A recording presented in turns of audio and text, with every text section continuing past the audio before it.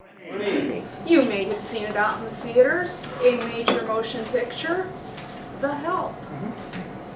It's a story of a young white woman in Jackson, Mississippi who grew up having a colored maid. That was the appropriate term at that time in the early 60s.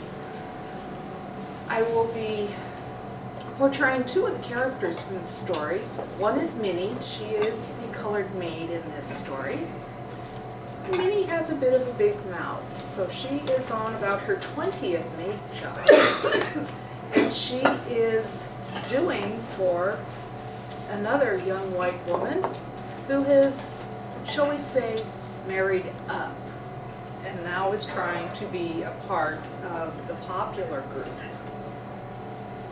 Unfortunately, she doesn't know how to cook, and she's a newlywed. So that sets the scene between Minnie and Celia.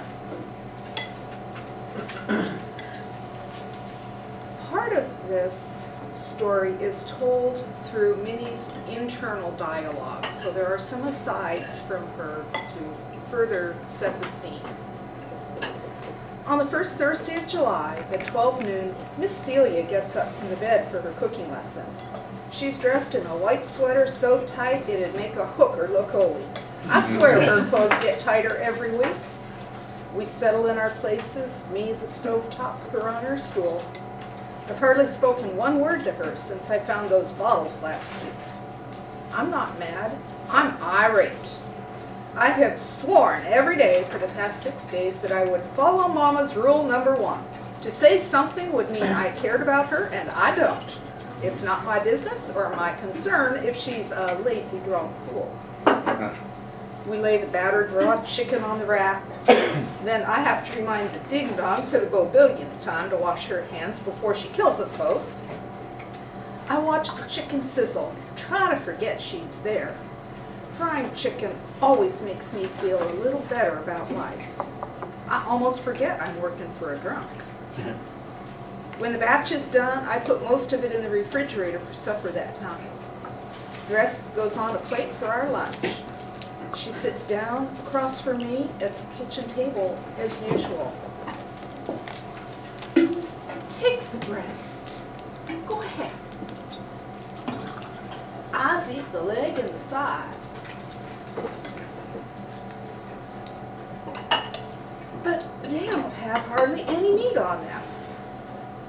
They good, greasy. Well, she says, I guess that makes us perfect chicken partners then. You know, I'm lucky to have you as a friend, Minnie.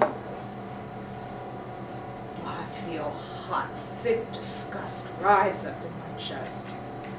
I lower the newspaper and look at her.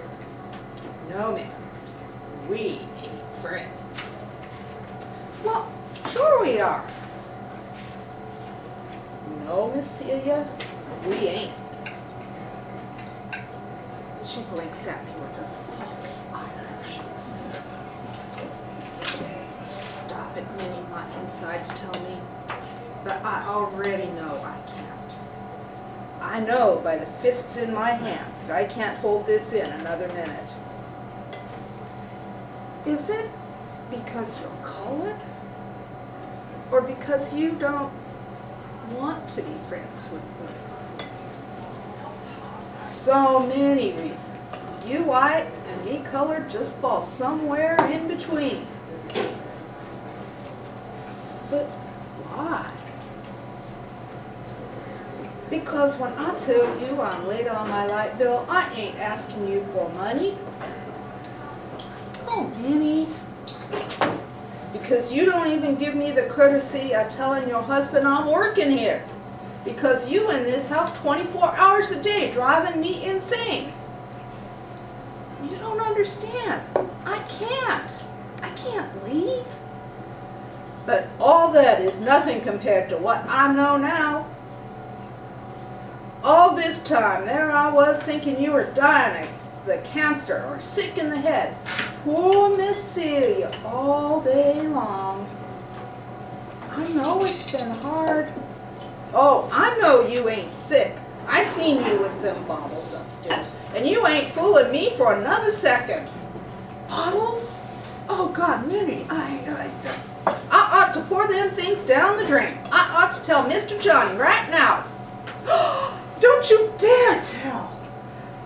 You act like you want kids, but you drinking enough to poison an elephant. If you tell him, I'll fire you, Minnie. If you touch those bottles, I'll fire you right now. But that blood's running too hot to stop me right now. Fire me? Who else gonna come out here and work in secret while you hang around the house all day drunk? You think I can't fire you? You finish your work today, Minnie. You eat your chicken and then you go home.